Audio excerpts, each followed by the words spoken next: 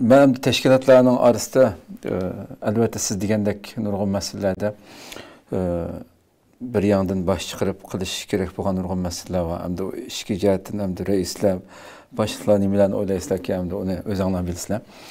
Hem de siz degan meselelerni mesela yanınızdaki Nicat Efendim, Xalqaro Sharq Turkiston Tashkilotlar Birligi. Bular islom dunyosiga borsa va yoki nega berib gap qilsa, siz degan gapni berib bilaman aramizda ashunday fikrdagilarmi bor deb qutula oladi. Lekin mesele qurultay ve onun adamları mesela nurg'un qatim ta Malayziya, Indoneziya, aşağıligim badi ve g'arbdagi nurg'un musulmon tashkilotlar bilan Falastinni eng qattiq qo'llaydigan tashkilotlar bilan nurg'un faoliyatlarni o'tkazdi bundan burun. Bu urush chiqishdan burun.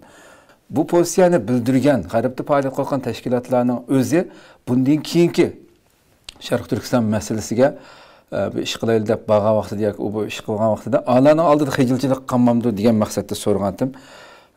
Buningga balkim xalqaro munosabatlarda, xalqaro siyosatda xijilchilik degan bir narsa bir hukm bo'lmaydi. Xo'sh. Ya'ni sen berib, o'zingning maqsadi uchun haqlarni qoyil qila olishing lozim.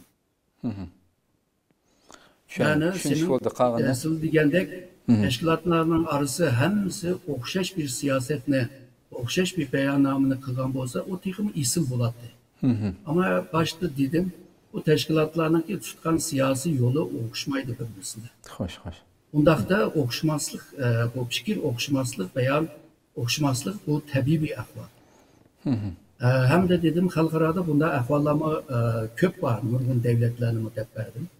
Yani bu siyasyonlar için bu pek bir uyat yoki qiyin bir ahvol emas bu. Xalqaro siyosatga aralashgan taqdirda hozirgi men deganlarni ason tushungan. Xuddi Baydenninki tunugunki Isroilga bo'lsa texmi yaxshi hamda hammamiz birlikda qila olgan bo'lsak, ammo bir amaliy bir ahvol bor, bunda bo'lmagan.